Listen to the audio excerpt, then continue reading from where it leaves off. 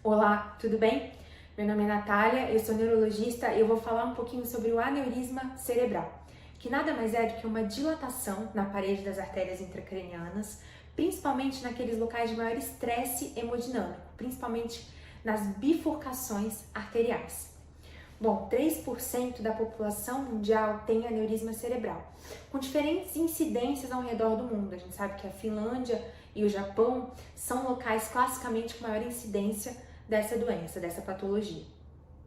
Mas nem todo mundo que tem um aneurisma cerebral vai ter a sua principal consequência, que é a sua ruptura. Bom, a ruptura de um aneurisma cerebral causa algo que nós médicos chamamos de hemorragia subaracnoideia, ou seja, o extravasamento de sangue ou para o espaço subaracnoide ou para o parênquima cerebral, ou os dois juntos, que causa um tipo de AVC, um tipo de acidente vascular cerebral.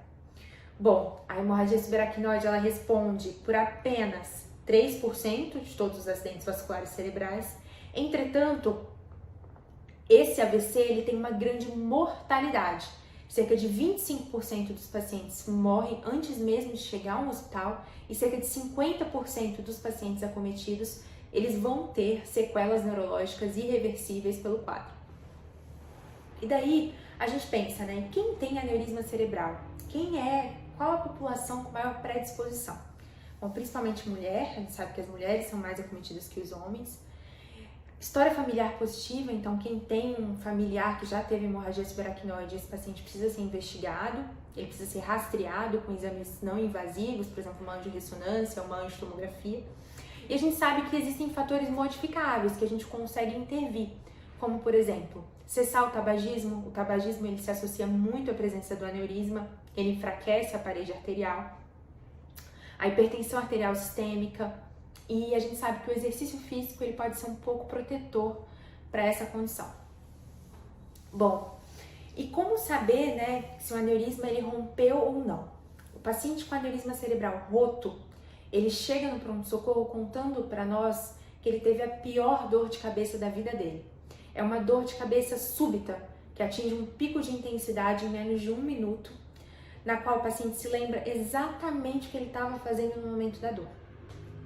Eventualmente, como eu disse, o paciente ele falece antes de chegar no hospital, eventualmente ele já chega com déficits neurológicos graves, às vezes em coma, às vezes paralisado de um lado do corpo, eventualmente o paciente chega andando, simplesmente contando para nós essa história de cefaleia súbita. E essa história ela deve suscitar a investigação de um aneurisma cerebral e na vigência de um aneurisma com uma cefaleia súbita, esse paciente precisa sim ser encaminhado para um tratamento. Hoje em dia a gente tem duas modalidades de tratamento, né? O tratamento cirúrgico, que é por uma via aberta, em que o neurocirurgião ele coloca um clipe e ele vai evitar, né, a ruptura posterior, o aneurisma está tratado depois desse clipe. E a gente também tem o tratamento endovascular, que é uma técnica minimamente invasiva, um pouco mais recente, em que por meio de uma punção na virilha, se acende uma série de catéteres até a circulação intracraniana e esse aneurisma ele é tratado com molas e ou com a colocação de stent cerebral.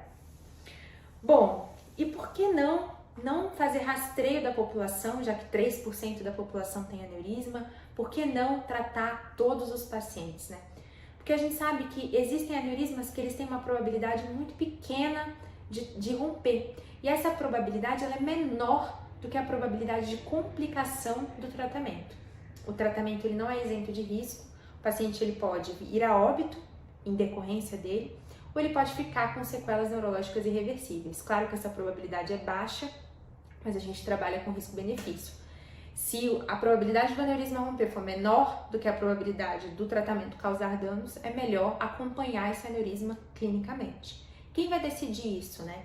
Bom, nós observamos inúmeros fatores, nunca é uma decisão fácil. Ela sempre é compartilhada com a equipe médica, incluindo neurocirurgião, neurologista, especialmente neurologista vascular. Entra na jogada um neurointervencionista, entra o neuroradiologista e entra o paciente. A decisão ela envolve toda essa cadeia e ela sempre deve ser compartilhada com o paciente, pesando os riscos e os benefícios do tratamento de um aneurisma que foi um achado incidental de exame.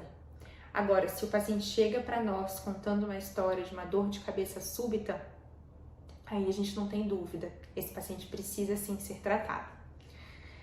E o mais rápido possível, né? Para a gente evitar uma das complicações mais graves da HSA, que é o ressangramento. Né? Às vezes o aneurisma ele tem um pequeno sangramento, o paciente fica bem nas primeiras 72 horas, mas ele rompe. E aí essa segunda ruptura ela pode sim ser fatal.